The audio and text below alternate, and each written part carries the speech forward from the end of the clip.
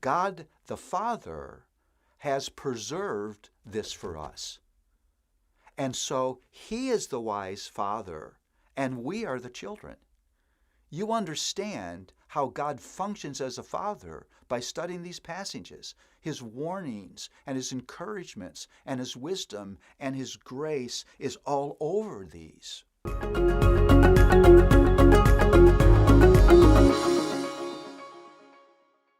Well, the third theme I want to consider with you is all over Proverbs, but it's not as evident. It is the fatherhood of God. You may say, oh, wait a minute, Paul. I've read the Proverbs. I've studied the Proverbs. I've done Bible studies in the Proverbs. I haven't seen any proverb that talks about the fatherhood of God. Well, let me talk to you about how this emerges in the Proverbs. One of the sweetest, most tender, most encouraging portions of the entire Bible is Proverbs chapter 1 through chapter 7. Here is a father pouring down his wisdom on his son.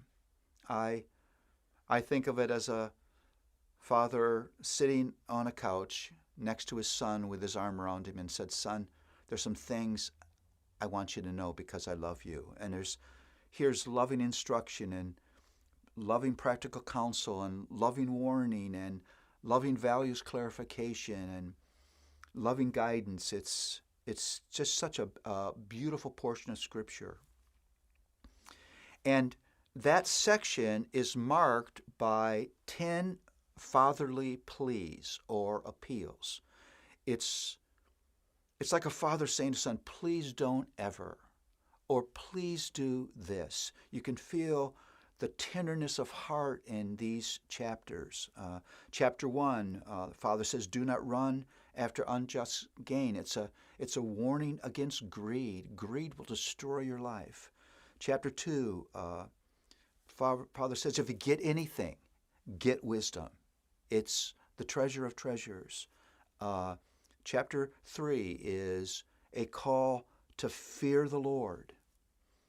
The second part of chapter 3 is a call to stay inside of wisdom's boundaries and don't demand your own way.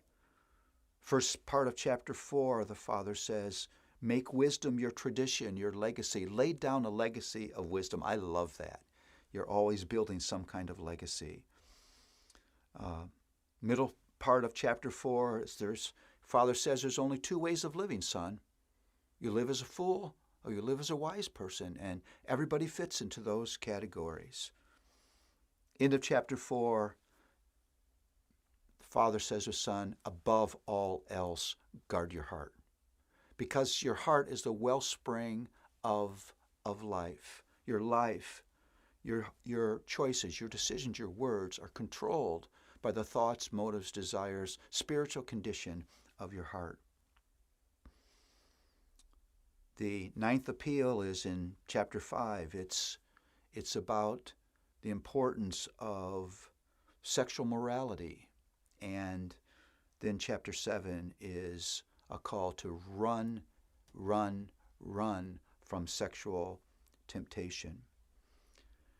Now you say, well, what does that have to do with the fatherhood of God? That's just fatherly wisdom, because God the Father has preserved this for us. And so he is the wise father, and we are the children. You understand how God functions as a father by studying these passages, his warnings and his encouragements and his wisdom and his grace is all over these. And as a loving father, he offers us what we would never know on our own.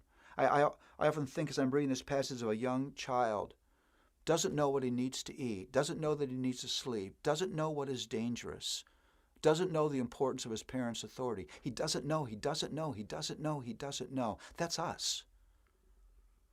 And so we need a father who will come to us and be generous in love and generous in wisdom And the generosity of the fatherhood of God is all over the Proverbs. He gives and he gives and he gives guidance and warning and grace and deliverance and promises because he loves us.